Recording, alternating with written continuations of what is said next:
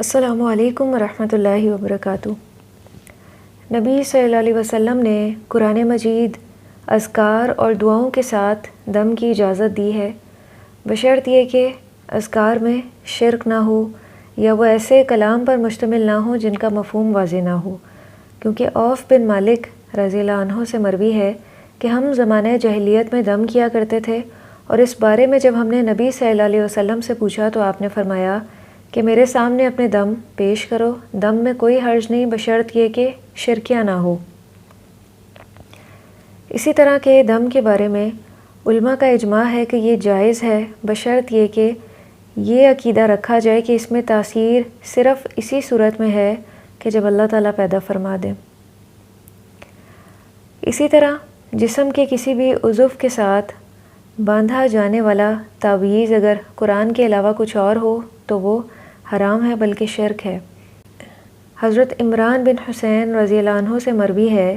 کہ نبی صلی اللہ علیہ وسلم نے ایک شخص کے ہاتھ میں پیتل کا چھلا دیکھا تو فرمایا یہ کیا ہے؟ اس نے جواب دیا کہ یہ وہنہ یعنی کمزوری کی وجہ سے ہے، تو آپ صلی اللہ علیہ وسلم نے فرمایا اسے اتار دے، یہ تجھے کمزوری کے سوا اور کوئی فائدہ نہ دے گا، اور اگر اسی حالت میں تمہیں موت آ گئی تو کبھی نجات نہ پا سکو گے۔ مسند احمد کی ہی ایک حدیث ہے جس کا مفہوم یہ ہے کہ جس نے تعویذ لٹکایا اس نے شرک کیا۔ پھر اسی طرح ایک اور حدیث ہے کہ جھاڑ پھونک تعویذ کے اعمال شرک ہیں۔ تو اس سے قرآنی آیات کا لٹکانا بھی ممنوع ہے، یہی ثابت ہوتا ہے، اور اس کے 3 اسباب ہیں۔ ایک تو یہ کہ تعویذ لٹکانے کی ممانعت کے بارے میں احادیث عام ہیں، دوسرا یہ کہ لٹکائے جانے والے کلمات کی توہین ہوتی ہے، کیونکہ آدمی انہیں قضائے حاجت کے وقت اپنے ساتھ لٹکائے ہوئے ہوتا ہے، یا اور بھی کئی ممانعت والی جگہ ہیں تو وہاں ان کی بے حرمتی ہوتی ہے۔ تو قرآن مجید کی صورت یا آیات کاغذ پہ لکھنا اور پھر انہیں لٹکا لینا،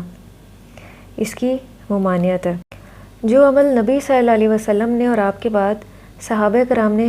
نہیں کیا وہ ہمارے لیے کرنا بھی جائز نہیں ہے، تو صرف انہی کاموں پہ اکتفا کیا جائے جو شریعت میں ثابت ہیں، یعنی قرآن کریم، اسماء الحسنی اور نبی صلی اللہ علیہ وسلم سے ثابت اذکار اور دعاؤں کا اہتمام کرنا چاہیے، اور انہی کے ذریعے قرب الہی کے حصول کی کوشش کرنی چاہیے، اور انہی کے ذریعے ہم اپنی مشکلات کے حل کے لیے کوشش کریں۔ ایک مسلمان کے لیے اللہ اور اس کے رسول صلی اللہ علیہ وسلم کے مقرر کردہ طریقے ہی کافی ہیں، اور جو شخص اللہ تعالیٰ کے احکام اور ارشادات کو کافی سمجھے تو اللہ سبحانہ و تعالیٰ اسے غیر اللہ سے بے نیاز کر دیتے ہیں۔ اللہ تعالیٰ ہم سب کو اس کی توفیق عطا فرمائیں اور ہمیں اپنی ذات کی طرف یکسو فرما دیں۔